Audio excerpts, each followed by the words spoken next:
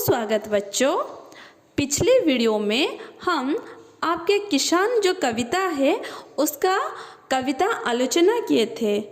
अभी हम उसका जो अभ्यास प्रश्न उत्तर है उसके बारे में जानेंगे, ठीक है।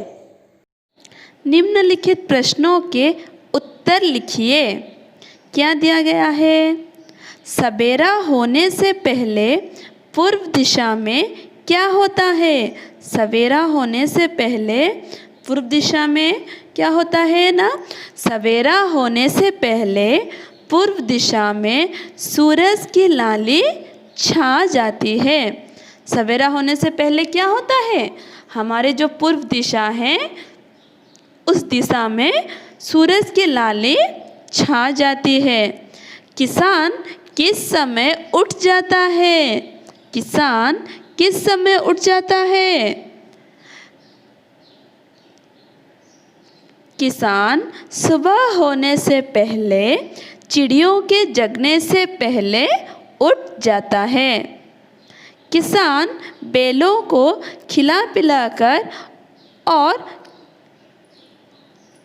किसान बैलों को खिला पिलाकर कहाँ और क्यों ले जाता है? किसान क्यों ले जाता है?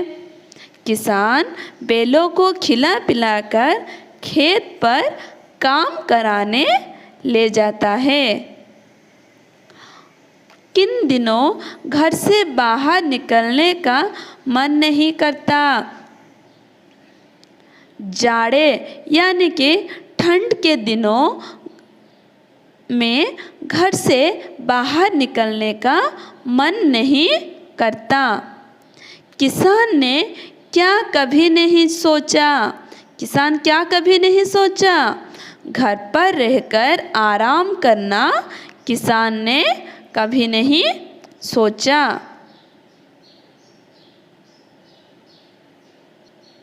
फिर चलते हैं दूसरे नंबर पर। नीचे लिखे वाक्यों को सही अर्थ पर टिक चिन्ह लगाइए। धरती जलती तवा समान, इसका अर्थ क्या होगा?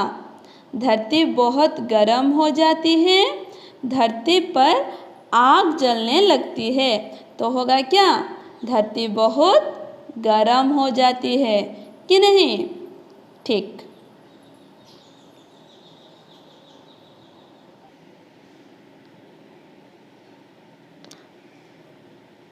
तो हो गया धरती बहुत गर्म हो जाती है, ठीक है। फिर आ गया क्या? हाथ पांव ठिठुरे जाते हैं, इसका मतलब क्या है? हाथ पांव काम करना बंद कर देते हैं, बहुत सर्दी लगती है। हाथ पांव ठिठुरे जाते हैं तो होगा क्या? हाथ पांव काम करना बंद कर देते हैं। हाथ पांव ठिठुरे जाते हैं, इसका मतलब है क्या है? हाथ पांव काम करना बंद कर देते हैं। फिर आ गया 3 नंबर, कौन सी ऋतु है?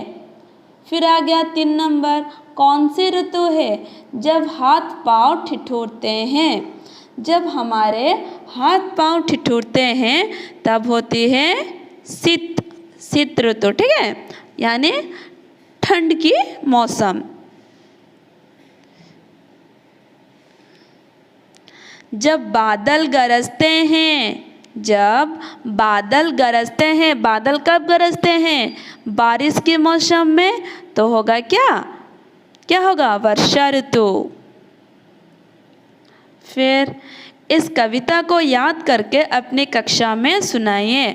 आप क्या करेंगे? इस कविता को पहले से अंत तक अभ्यास करेंगे और अपने कक्षा में अपने घर में सुनाएंगे, ठीक है।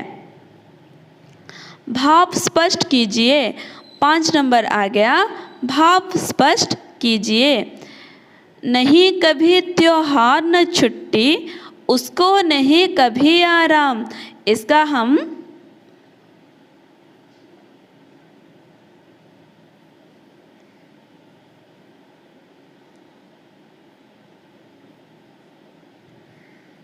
नहीं कभी त्योहार न छुट्टी, उसको नहीं कभी आराम।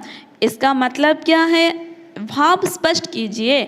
यानी कि इसका मतलब कवि के भाव, कवि क्या सोचते हैं, हम वो लिखेंगे। ठीक है, क्या है? हमें जैसे किसी भी त्योहार पर छुट्टी मिलती है, घर में रहकर परिवार के साथ मौज करते हैं। एक किसान अपने कार्य से कभी छुट्टी नहीं लेता है। अपना काम करने के बाद वह अपने परिवार के बारे में सोचता है। अपने काम से उसे कभी आराम नहीं मिलता। इस तरह किसान बिना थके लगातार काम करता है। इसीलिए कहा गया है, क्या है? नहीं कभी त्योहार न छुट्टी, उसको नहीं कभी आराम। एक किसान को कभी भी आराम नहीं मिलता है। ठीक है, फिर उसके बाद क्या दिया गया है? गरम गरम लू चलती सनसन, धरती जलती तवा समान। ये कौन सा ऋतु है? ये मतलब ये जो दिया गया है, ये होता है कि गर्मी के दिन है। तो इसका अर्थ क्या है?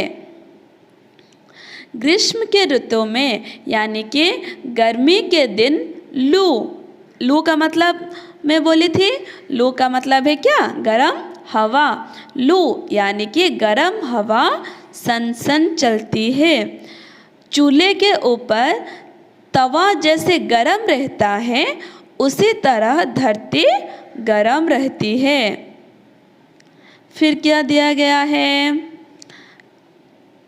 निम्न शब्दों के दो दो पर्यायवाची शब्द लिखिए। पर्यायवाची या फिर समानार्थक शब्द। तो घर क्या हो गया? भवन, सदन या फिर गृह। आग, आग यानी कि अग्नि या फिर हो पाएगा पावक। ठीक है, चिड़िया, चिड़िया यानी कि खग या फिर पंछी। हवा, हवा का मतलब क्या है? पवन और वायु। बादल, बादल का पर्यायवाची या फिर समानार्थक शब्द है क्या है? मेघ और विटप।